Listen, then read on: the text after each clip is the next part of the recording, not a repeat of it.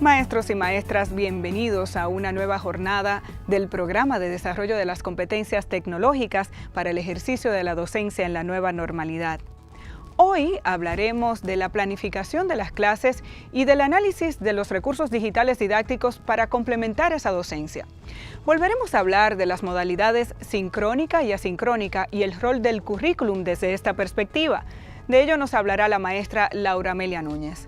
Más adelante hablaremos de las estrategias pedagógicas y de la gestión de aprendizaje a distancia con la maestra Isabel Fiallo Cross.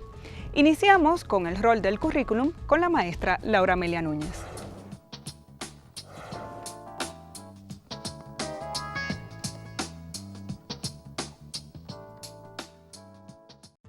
Bienvenido o bienvenida a este nuevo encuentro de su formación virtual frente a estas clases virtuales, ya sean sincrónicas o asincrónicas. En este momento hay un tema que nos preocupa, pero que realmente debería ocuparnos, y es el tema del currículo. Todos nos preguntamos, ¿qué hacemos? ¿Qué rol debería jugar en este proceso? ¿Y qué nos toca a nosotros de cara a las clases en modalidad virtual, teniendo un currículo de por medio? Vamos a ver lo siguiente. Imaginemos que tenemos un mapa, una guía, que nos dirige de punto A a punto B. Es un mapa que nos parece conocido, pues hemos recorrido la misma ruta, algunas alternas por mucho tiempo, pero siempre nuestro objetivo ha sido llegar al punto B. Partimos de punto A, llegamos a punto B. Así ha sido siempre. Sin embargo, hemos atravesado una serie de cambios que nos mueven a tomar otras rutas, ampliar un poquito más todas las rutas más alternas que nos seguirían llevando al mismo objetivo. Seguimos partiendo del punto A, seguimos llegando al punto B, sin embargo, se ha ampliado ese rango de opciones, de rutas que tenemos que tomar para alcanzar el mismo objetivo. Llamemos a este mapa currículo y el punto B nuestros objetivos de aprendizaje. El trayecto sería nuestro año escolar, con esas nuevas rutas un poco más ampliado para seguir llegando al punto B. Ahora bien, para este trayecto en esta ocasión ha sido necesario que recorramos el año escolar en un vehículo distinto. Este medio de transporte que nos llevará hasta el mismo punto B tiene unas funcionalidades distintas, unos botones que no conocemos, unas aplicaciones que todavía no manejamos, son un poco diferentes a lo que estamos acostumbrados a manejar. Debemos aprender a calibrar cada una de las piezas que tiene este vehículo para poder manejar con confianza por cualquiera de las rutas que se avecinen para poder conservar mi objetivo, que es el punto B. A este vehículo vamos a llamarlo tecnología. Es importante considerar que iniciamos este año escolar, este recorrido por este mapa, en un vehículo completamente diferente, pero con los mismos pasajeros, aunque con condiciones un poco particulares, diferentes a los años anteriores. Por lo que tenemos que asegurarnos de prestarle mucha atención para que este trayecto sea efectivo y oportuno para todos los que me acompañan. Nótese que en todo momento, todo lo que he mencionado, el currículo sigue jugando un papel importante, conserva su naturaleza de guía. Su rol, como en años anteriores, sigue siendo exactamente el mismo y debe seguir cumpliendo ese mismo rol, porque yo necesito las pautas para poder alcanzar los objetivos de aprendizaje. Lo que ha cambiado son aquellas condiciones que afectan a las personas o los pasajeros y el medio a transitar. Hay una demanda de algunos ajustes, selección de contenidos, priorización de lo esencial para que continúen lográndose los objetivos fundamentales. Esta tecnología como medio de transporte, como ese vehículo que me lleva a mi objetivo de aprendizaje, me ha movido a ver el currículo desde una óptica distinta, no así quitarle su naturaleza de guía.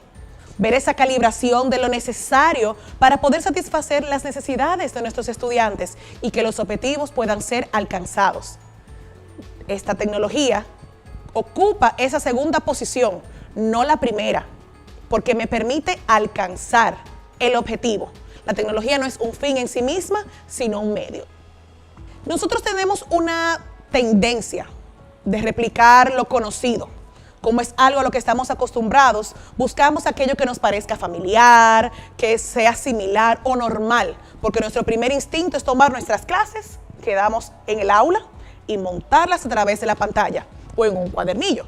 Es decir, queremos copiar y pegar lo que estamos acostumbrados a manejar.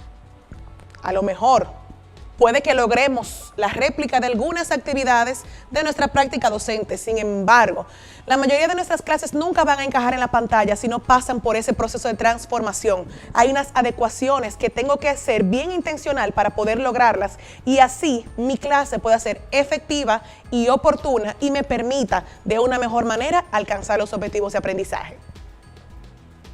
Nuestro trabajo ahora mismo es valorar los cómo, porque el qué lo tenemos, mi currículo, lo tengo. Tengo mis objetivos, mis contenidos, las competencias, mis indicadores. Ahora, en este momento, los cómo cobran una posición imperante. ¿Cómo lo abordo? ¿Cómo reposiciono? ¿Cómo transformo? ¿Cómo me doy a entender? ¿Cómo explico? ¿Cómo enseño? Antes de entrar en materia y ponernos todos en sintonía con el tema del currículo, vamos a recordar lo que dice nuestra Ley General de Educación, 66-97, en su artículo 63. La educación dominicana estará siempre abierta al cambio, al análisis crítico de sus resultados y a introducir innovaciones. Los cambios deben ser producto de las necesidades, de la reflexión, de las investigaciones y del aprovechamiento de experiencias anteriores.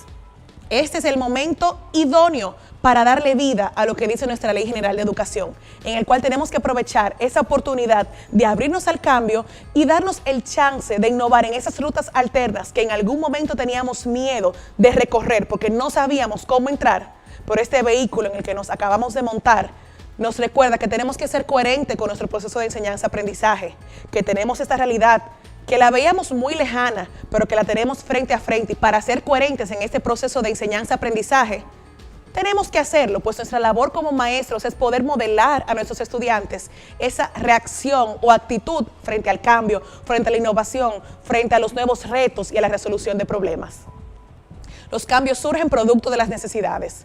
La necesidad se creó, ahora cambiemos. Iniciemos el recorrido por el currículo y veamos aquellos elementos que tenemos que tomar en cuenta para iniciar con nuestras clases virtuales. En el proceso educativo existen dos cosas que son de suma importancia: la persona y el aprendizaje. Las personas, esos pasajeros que me acompañan en el vehículo, en ese trayecto por el año escolar para llegar a mi objetivo de aprendizaje. Los estudiantes, los docentes, somos ese centro principal de este proceso de aprendizaje. Y el aprendizaje en sí mismo, esas rutas que me llevan a alcanzar mi objetivo, aquellos elementos que yo me puedo encontrar en el camino que van enriqueciendo esta experiencia académica. Fíjense que no he resaltado que la tecnología es lo más importante. No podemos confundirnos. Es importante, tenemos que manejarlo, tenemos que estudiarlo, debemos capacitarnos. Sin embargo, en este momento, la tecnología no es un fin, es el medio que me lleva a alcanzar los objetivos de aprendizaje. Sigue siendo más importante la persona y el aprendizaje. Esas conexiones entre las personas, las conexiones con las experiencias de aprendizaje, son la riqueza en esta modalidad presencial, sincrónica, asincrónica, en cualquier realidad dentro de un proceso de enseñanza-aprendizaje, y mantiene siéndolo, y nosotros debemos verlo así. Nuestro diseño curricular del nivel primario dice lo siguiente: con la guía y dirección del currículo podemos garantizar que el proceso formativo pueda darse desde una perspectiva centrada en favorecer el desarrollo pleno e integral de los estudiantes. Se les favorezcan las más variadas y enriquecedoras experiencias de aprendizaje en perspectiva de equidad, inclusión social, atención a la diversidad, calidad y pertinencia. Por esta razón, para poder garantizar este respeto de que la persona y el aprendizaje ocupen ese primer lugar en este proceso de clases, en este momento virtuales, tenemos que tener al currículo como nuestro aliado, pues nos brinda coherencia, direccionalidad, sentido e intencionalidad pedagógica, permitiéndonos gestionar los procesos de una manera distinta para poder diseñar aquellas oportunidades formativas que son las necesarias para lograr los objetivos y culminar un año escolar con éxito. Siendo la persona lo más importante en este proceso, iniciemos con un elemento que se encuentra en el currículo y se llama caracterización.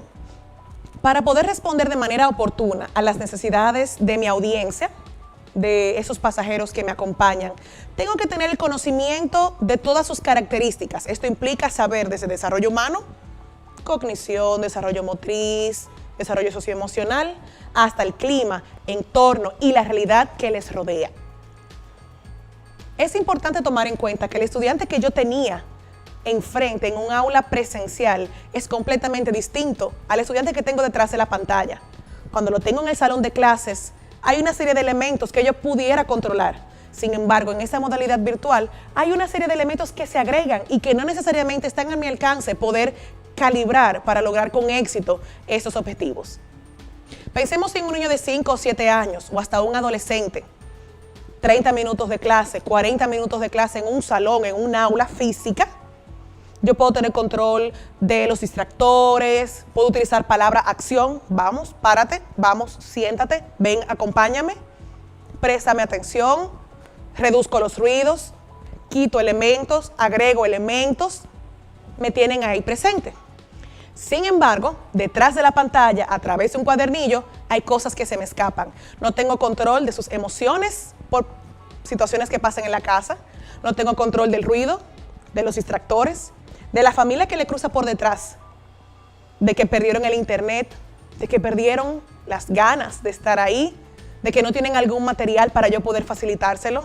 Palabra acción no funciona, no puedo atravesar la pantalla, no puedo tocarlos. Por ende, es muy importante tomar en cuenta todo aquello que influye detrás de la pantalla, detrás del teléfono o en la casa de quien me lee, porque tengo que responder a cada uno de mis estudiantes, pues sus grados de atención se van reduciendo. Los 30 minutos, 40, 50 minutos en la clase presencial que yo tenía completamente ganados, juegan en mi contra si no tengo conocimiento y control de lo que sucede del otro lado. Importante entender cómo funciona este individuo en modalidad virtual, hacer un levantamiento de información de nuestros estudiantes y buscar la forma de responder al que tiene internet, al que se le cae, al que sabe usar el aparato, al que no, al que tiene problemas de audición, al que tiene situaciones con la alfabetización, al que no tiene un adulto que le acompañe, al que no tiene tanto manejo tecnológico, al que maneja la tecnología a la perfección, al inquieto, al completamente pasivo, a todos tengo que responder. Por esto, este elemento número 1, tengo que prestarle mucha atención, porque tantos estudiantes, tantas realidades, y tengo que responder a las características de mis estudiantes. Por ende, todo aquello que compone lo que los rodea y afecta a su persona, debe ser alimento principal para mi planificación. Ahora te invito a pensar cómo tú pudieras atender las necesidades y características de tus estudiantes, la realidad de cada uno de ellos bajo esta modalidad virtual. Piensa un minutito, piensa en cada uno de ellos, qué estaría pasando en casa. Lo importante son ellos y lo importante es el aprendizaje. ¿Cómo puedes lograrlo? ¿Cómo puedes alimentar tu planificación tomando en cuenta este elemento? Continuemos este recorrido en el currículo. Vamos a encontrarnos en la ruta con los principios, que son las bases o fundamentos, aquello que sustenta eso que creemos. En este caso, lo que creemos o concebimos como educación. Tienen una particularidad de que no se enseñan, se viven. Son elementos transversales que atraviesan o deben atravesar nuestro accionar pedagógico y no puedo olvidar incluirlos en mi planificación. Recuerda que no lo enseñas, lo vives. Por eso, cuando tú diseñes tu clase, lo primero que tienes que pensar, ¿se logran los principios? Vamos a ver. Uno de ellos es el aprendizaje significativo. La propuesta curricular dice lo siguiente. El aprendizaje significativo ocurre cuando el niño y la niña, énfasis añadido, los estudiantes en general, otorgan sentido a los objetos, hechos y conceptos que se presentan en la experiencia educativa. Es decir, conocen el mundo porque les dan un significado a las cosas, interpretándolas desde lo que saben de ellas y en interacción con ellas según se presentan. Supone una interacción entre los conocimientos previos y los nuevos aprendizajes, lo cual depende de la motivación, experiencia y funcionalidad que les asigne cada niño y niña o estudiante, como de sus intereses y necesidades.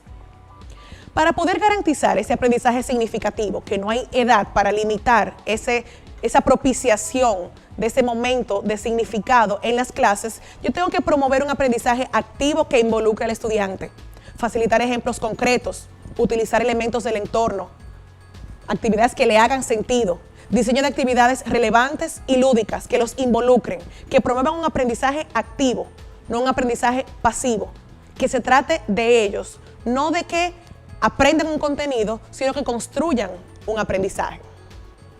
De manera más explícita, hay otros principios que me voy a permitir leer que se encuentran en la propuesta curricular del nivel inicial. Sin embargo, entiendo que a todos los niveles, sobre todo en esta situación que nos acontece, necesitamos abrazarlos para poder tomar esa radiografía de nuestras clases y buscar lo que sea posible para poder garantizarlo. Vamos a ver. Principio de bienestar. Nuestro currículo dice que los niños y las niñas son sujetos de derecho desde antes de su nacimiento. Por tanto, toda situación de aprendizaje debe realizarse tomando en cuenta sus intereses, capacidades y necesidades, de forma tal que ellos y ellas sientan seguridad, protección y aceptación. Esto ha de contribuir a que el niño y la niña sean capaces de identificar situaciones, espacios y personas con las que se sientan bien en los diferentes ámbitos de su vida. El adulto, nosotros los docentes, debe crear situaciones y ambientes cálidos, seguros y acogedores que posibiliten el adecuado desarrollo integral de las niñas y de los niños. Esto es la responsabilidad garantizar el bienestar, en este caso emocional. A todos ha afectado las emociones por la pérdida de algún familiar, por el duelo de no estar en el salón de clases, de no poder salir, la ansiedad que genera esta situación. Nosotros tenemos que garantizar ese espacio dentro de nuestra clase para poder velar porque los niños se sientan cómodos. Los autores del libro La clase interactiva dicen lo siguiente: cuando estás relajado, controlas la información que tu cerebro guarda. Logras esa habilidad de regular ese ingreso de información. Cuando te sientes seguro y feliz, tu cerebro empieza a funcionar de una manera que te deja en completo control de todo. Cuando te sientes estresado, tu cerebro pelea con la nueva información, impidiendo que entre de manera adecuada y envía mensajes al resto del cuerpo para que la perciba como experiencia negativa. Entonces, esto no quiere dejar que el hecho de garantizar un entorno que logre que el niño sea feliz, que esté a gusto, que logre una conexión con su docente, con sus compañeros, que pueda sentirse en pleno bienestar, me ayuda en el aprendizaje, pues trabaja directamente con el cerebro y la información que estoy trabajando en ese momento de clase con mayor facilidad entra. Ahora, cuando yo no tomo en cuenta sus emociones y tengo un niño estresado, un niño aburrido, un niño con muchos problemas, abrumado, pelea con esa información y lo tengo en contra en mi clase, ya sea por una conducta o ya sea porque resiste ese proceso de aprendizaje, la información quizás no va a entrar. Entonces, tenemos que prestarle atención. En estos momentos, el garantizar el principio de bienestar puede ser nuestro motor para mejores experiencias de aprendizaje, para conectar con ellos, tomar en cuenta sus necesidades, sus realidades y poder ofrecer un entorno seguro, un entorno emocionalmente sano, donde ellos puedan sentirse felices y puedan encontrar en nosotros, sus docentes, un oasis en medio de este desierto. Y así poder también ayudarnos a alcanzar los objetivos. Pues como dijeron estos autores, nuestro cerebro juega a nuestro favor si nuestras emociones están reguladas. Principio de autonomía. Es el progresivo dominio de sí mismo y de sí misma que se desarrolla a medida que van ejercitando su voluntad y capacidades. Esto conlleva cierta libertad e identificación como personas. Al mismo tiempo que van adquiriendo ese dominio, debe irse generando conciencia de consecuencias y asumir responsabilidades consigo mismo y consigo misma y con las demás personas. A todo el mundo, cuando éramos pequeños, cuando íbamos creciendo, nos dijeron, pero tú estás grande, tú lo puedes hacer solo. Sin embargo, muchas veces, antes de ese comentario, nunca nos enseñaron a ser autónomos ni autogestionarnos. Esa es nuestra labor ahora. Ya no estamos allí para tenderle la mano, no le podemos sacar punta, no puedo sentarme ahora y hacer el trabajo por ellos. Tenemos la enorme oportunidad, gracias a Dios, de poder dejar en cancha de ellos ciertas responsabilidades y nosotros modelar e ir poco a poco demandando ciertas actividades que permitan desarrollar la autonomía y la autogestión. Le tengo que dar la oportunidad de actuar, le doy una retroalimentación oportuna, diseño esos espacios para que ellos puedan ser autónomos, dándole algo de información, lo que necesiten para poder ejecutar, dejarlos que ejecuten y yo estoy aquí para recibir ese trabajo que ellos están realizando. Por último, pero no menos importante, el principio de realidad. Dice nuestro currículo que las experiencias deben partir de la cotidianidad del niño y la niña evitando la artificialidad y la formalidad externa para no perder la naturalidad y riqueza que tienen las actividades cotidianas de su entorno, las cuales deben ser utilizadas por él y la docente para favorecer los aprendizajes. Una vez más estamos tocando el tema del entorno, lo que rodea al estudiante, lo que le hace sentido. Pues entonces vamos a utilizarlo porque juega a nuestro favor. Usemos ejemplos concretos. Aprendizaje con sentido y relevancia. Por ejemplo, no es lo mismo, soy maestra de ciencias naturales. Hoy vamos a hablar del método científico y le explico cada uno de los pasos. Hablaremos del método científico y vamos a evaluar la estabilidad del internet de nuestras casas. Y vamos paso a paso del método científico. Les hablo de la hipótesis, de la observación y todos los siguientes pasos que vienen los van ejecutando con algo que les hace sentido. Si no aterrizo, si no utilizo ejemplos concretos, no puedo lograr un aprendizaje que ellos entiendan que es relevante. Y como están tan lejos de nosotros, es más difícil poder atraerlos, sobre todo si no les hace sentido. Te regalo unos minutos. Piensa en tu clase, en blanco y negro. Comienza a buscar elementos de la realidad, de la cotidianidad, y busca formas de cómo garantizar el significado, la autonomía y la realidad en lo que escribes, en lo que dices, en lo que escuchas, en lo que planificas para ellos. ¿Cómo tú puedes permitir que desde tu clase esto se encuentre? Porque es lo que les hace sentido. Piensa en estas preguntas. ¿Por qué sería importante garantizar la presencia de estos principios en mis clases? ¿En qué me beneficia? De manera concreta, ¿cómo podría lograrlo? ¿Qué adecuaciones o transformaciones son necesarias para hacerlo? ¿Qué debo agregar? ¿Qué debo quitar? Examina tu clase. ¿Se encuentran los principios? No tienen que estar todos en una sesión de clase. No tienen que estar todos en una semana. Incluso me faltaron por mencionar. Pero vamos a pensar en concreto, vamos a hacer objetivos. ¿Cómo podemos durante el recorrido en esta ruta garantizar que los principios estén presentes? Primer consejo, sé intencional. Basta con tener la intención de lograrlo y lo vamos a alcanzar. Lo demás va a ir encajando. Siguiendo con nuestro recorrido, no podemos olvidar que estamos trabajando con un currículo orientado a competencias. Como estamos trabajando con competencias, sonará un poquito redundante. Un estudiante competente es alguien capaz de, hábil para, con destrezas en. Vamos a ver qué dice el currículo. Una competencia es esa capacidad de actuar de manera eficaz y autónoma en contextos diversos, movilizando de forma integrada conceptos, procedimientos, actitudes y valores.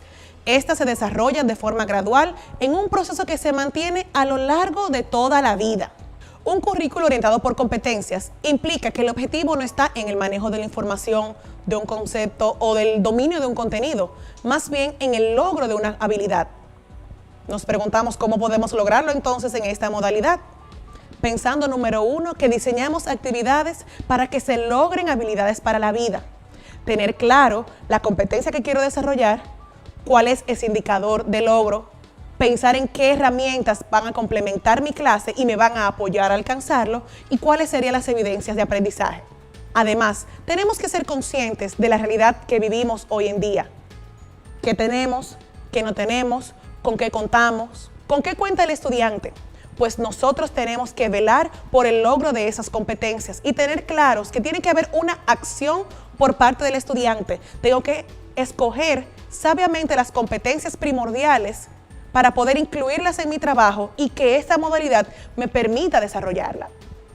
Piensa en una competencia que trabajas en alguna de tus clases y comienza a enlazarla con cada uno de los elementos que vamos a ver. Al principio va a costar, el cambio ha sido muy disruptivo, pero poco a poco lo vamos a ir logrando. Es importante que conservemos estos elementos para poder alcanzar los objetivos de aprendizaje. Recuerden que la guía sigue siendo la misma. El vehículo fue el que cambió. En primer lugar, de estos elementos están los contenidos, que son esos mediadores de aprendizaje, y nuestro currículo sugiere una selección, organización y priorización de lo fundamental. tenemos que velar por escoger esos contenidos que me permiten abrir otros para poder mediar el proceso de aprendizaje. En segundo lugar, tenemos las estrategias de enseñanza-aprendizaje, aquellas que permiten transformar, construir y reelaborar los conocimientos para darle sentido a este proceso académico. Aquellas metodologías de aprendizaje que promuevan el aprendizaje significativo, autónomo, colaborativo y que son adaptables a cualquier modalidad, sea físico o sea virtual, sea sincrónico o asincrónico. Sus bondades no se limitan al tiempo, al espacio o al grado. Ejemplos de estas estrategias: aprendizaje basado en proyectos, aprendizaje basado en problemas, métodos de casos, clase invertida, gamificación. Todas estas estrategias permiten ese aprendizaje significativo, autónomo, colaborativo y que deben ser mis amigas en este proceso de clases virtuales, pues son, número 1, las que enriquecen, número 2, las que le dan sentido y número 3, las que permiten involucrar a los estudiantes e interactuar con el proceso de aprendizaje. En tercer lugar, se seleccionan los recursos. Depende de qué tan claros nosotros estemos en lo que queremos lograr, lo que queremos que el estudiante haga, lo que queremos nosotros hacer, los entornos con los que yo cuento, sincrónico o asincrónico. Con todas estas preguntas respondidas, entonces puedo recurrir a qué herramientas complementan mi planificación, cuáles estrategias funcionan con qué herramientas, cuáles son compatibles, cuáles no, en qué momento sería pertinente, en qué momento no. Pero lo primero que tengo que tener claro es hacia dónde voy, con qué cuento y con qué cuenta el estudiante. Finalmente, las evidencias de aprendizaje. Tener claro hacia dónde van los estudiantes, qué van a lograr. Ese debe ser mi objetivo. Ese es mi punto de partida para planificar. Yo planifico de adelante hacia atrás. Comienzo con el fin y voy dando pasos hacia atrás para poder diseñar mi planificación. Por medio de mi diseño de clase, necesito medir las evidencias, pero tengo que programar diferentes actividades que permitan que el estudiante accione, actúe, evidencie algo. Si no hay una acción, difícilmente pueda recoger una evidencia, pero tengo que diseñar esas experiencias para que el estudiante pueda reflejarme lo que aprendió o lo que no aprendió. ¿Ven cómo cada uno de esos elementos se relaciona y guardan relación entre sí? Piensa en tu clase. Vamos a ver. ¿Cómo puedes ir encajando cada una de esas piezas para que vayan guardando sentido? ¿Cómo partes de la realidad de tus estudiantes? Los principios, ¿qué papel jugarían? Selecciona las competencias fundamentales, los contenidos, las estrategias, los recursos, la evaluación. ¿Cómo puedes ir enganchándolo y que quepa en esta modalidad? Recordemos que el rol del currículo, de manera presencial, virtual, sincrónica, asincrónica, remota, sigue siendo el de guía. Tengo que conocer mi mapa de punta a punta, pues ese conocimiento es el que me va a permitir saber qué calle tomo, qué atajo, cuando viene una curva cerrada, cuando vienen los reductores de velocidad, cuando hay una calle de una sola vía, y así pensar con tiempo cómo reacciono y cómo respondo a la necesidad de mis estudiantes. El vehículo en el que me acabo de montar, nuevo, incierto, no lo sé manejar, vamos a aprender a manejarlo, porque es el que me va a permitir la estabilidad en ese recorrido. Y voy a poder doblar en las curvas con seguridad, reducir la velocidad cuando lleguen los reductores, poder doblar donde tengo que doblar y seguir derecho en esa ruta, porque recordemos que seguimos yendo hacia el punto B.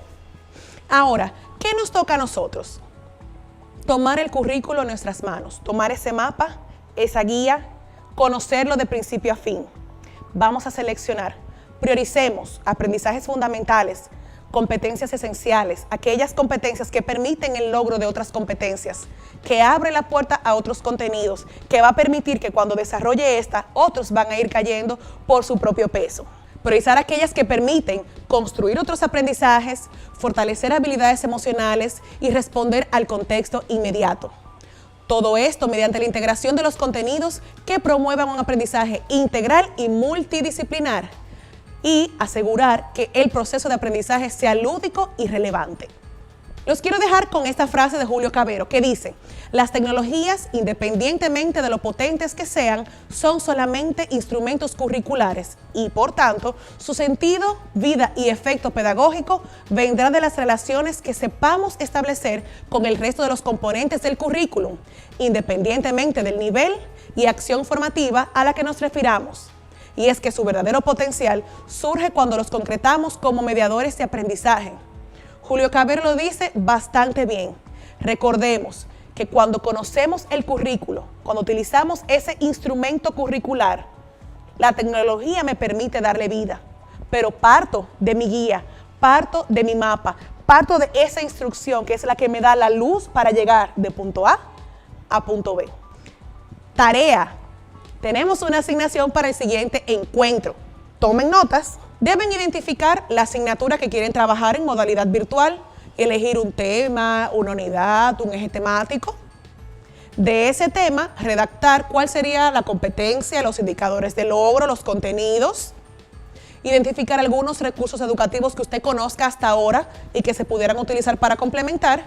Y tener en mente una o dos actividades que quisiera virtualizar, llamémosle así. No tiene que pensar en el tipo de actividad, sino en qué quisiera hacer de manera general para poder lograr esa competencia. Un trabajo en borrador, nada muy elaborado, y en el siguiente encuentro lo vamos a abordar. Un fuerte abrazo y nos seguiremos viendo.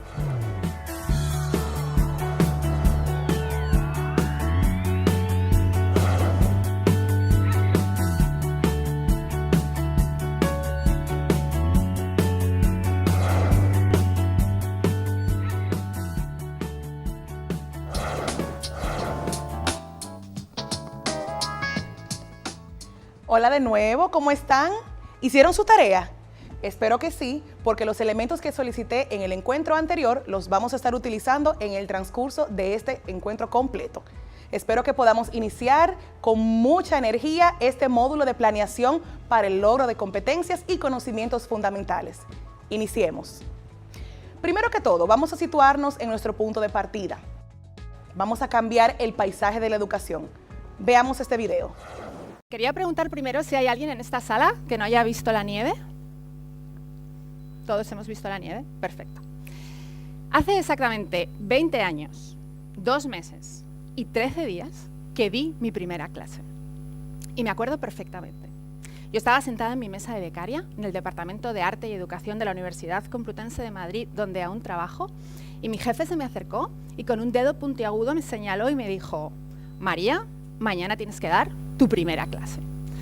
Yo me quedé totalmente horrorizada, me fui corriendo a la biblioteca a recabar la mayor cantidad de información posible y al día siguiente di mi primera clase. Recuerdo que hablé sin parar durante 2 horas, proyecté unas transparencias horrorosas llenas de texto y, por supuesto, que aborté cualquier posibilidad de participación.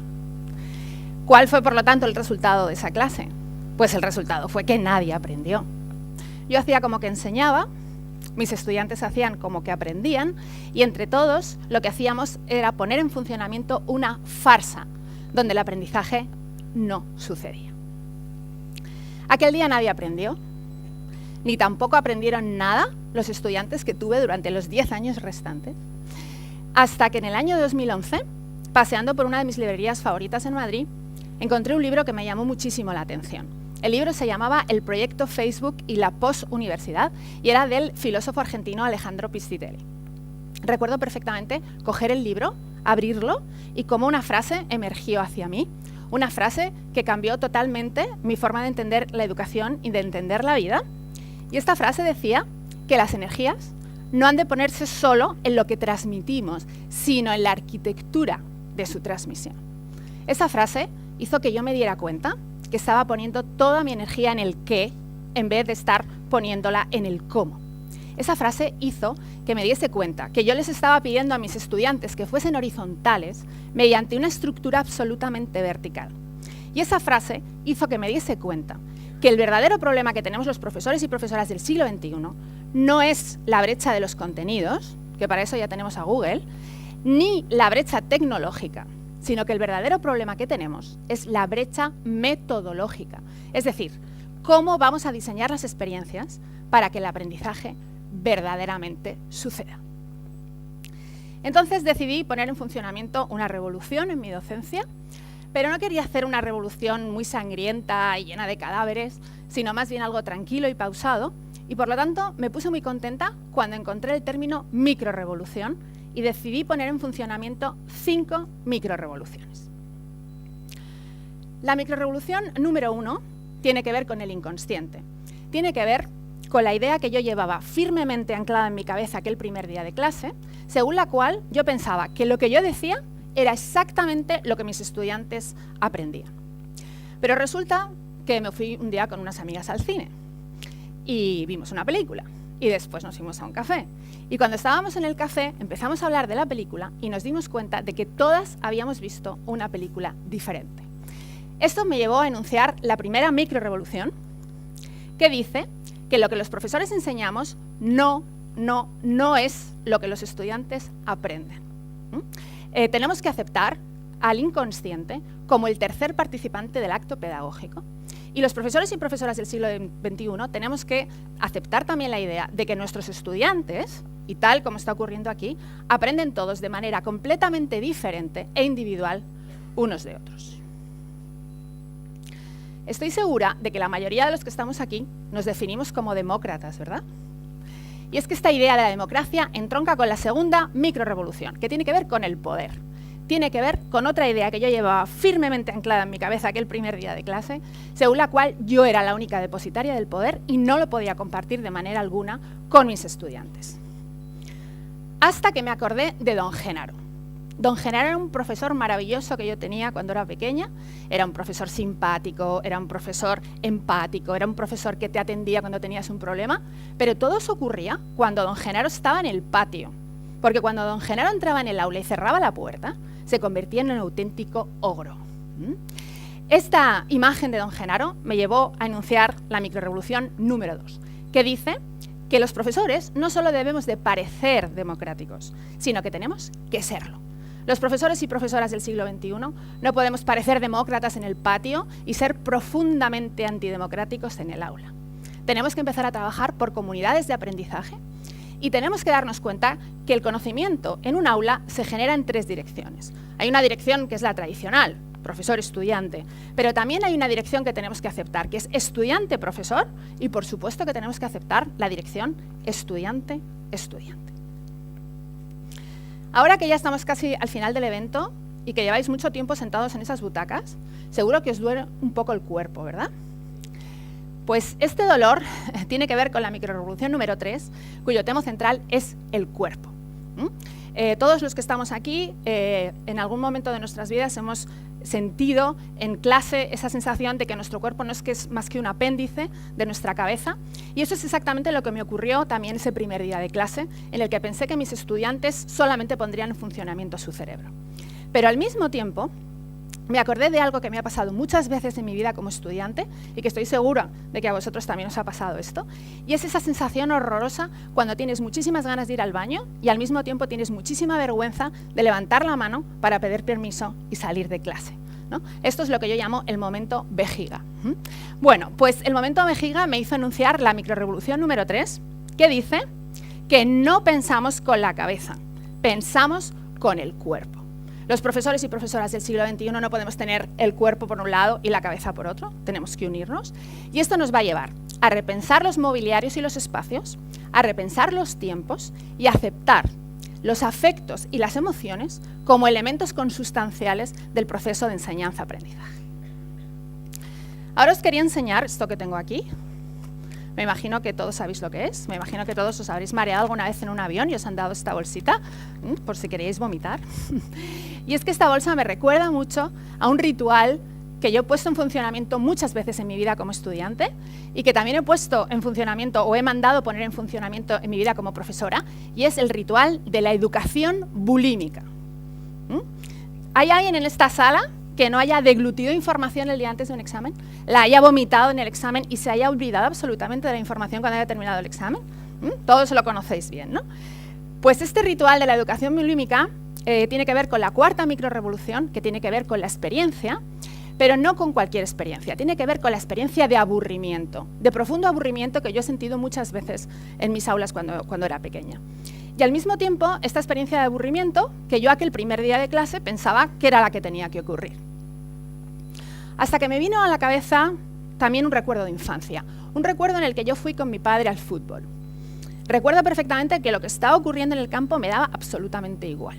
Y estaba fascinada por la experiencia de euforia que estaba teniendo a mi alrededor, donde la gente saltaba, gritaba, se insultaba y parecía que lo estaban pasando realmente muy bien.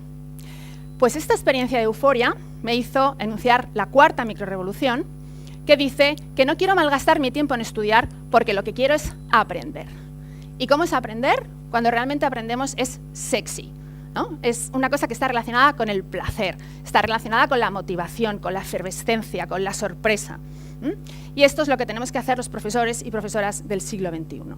Y me parece muy importante que el concepto de placer lo unamos con el esfuerzo, con la disciplina, con la constancia, y estas dos herramientas que la educación tradicional se ha esforzado por separar, los profesores y profesoras del siglo XXI cojamos y lo unamos. Estamos ya casi llegando al final de la charla. Yo os quería pedir un favor, y es que saquéis un papel y un lápiz, porque os voy a hacer un examen. No, no os voy a hacer un examen, es una broma, pero lo que no es ninguna broma es la cara de pánico que habéis puesto muchos de vosotros cuando habéis oído el término examen, ¿no? Y es que evidentemente la evaluación es el tema de la quinta y última microrevolución. Aquel primer día de clase yo también tenía muy metido en la cabeza que la única forma que tenía de evaluar a mis estudiantes era mediante un examen, y además cuantos más alumnos suspendiese, mejor. Y al mismo tiempo me vino a la mente un sueño que tiene una amiga mía, mi amiga Marta.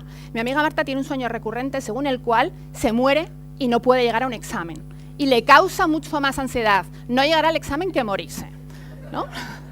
Entonces, este sueño de Marta me hizo enunciar la quinta microrevolución, que dice que tenemos que pasar de una educación basada en la evaluación a una educación basada en el aprendizaje.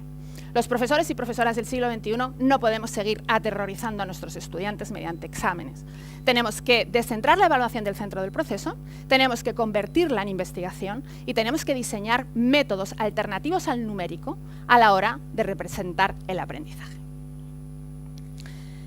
Me imagino que todos estaréis preguntándoos cuál fue el impacto de estas 5 microrevoluciones en mi docencia, y tengo que decir que afortunadamente por fin mis estudiantes aprendieron, y muchos de ellos lo hicieron de manera transformadora.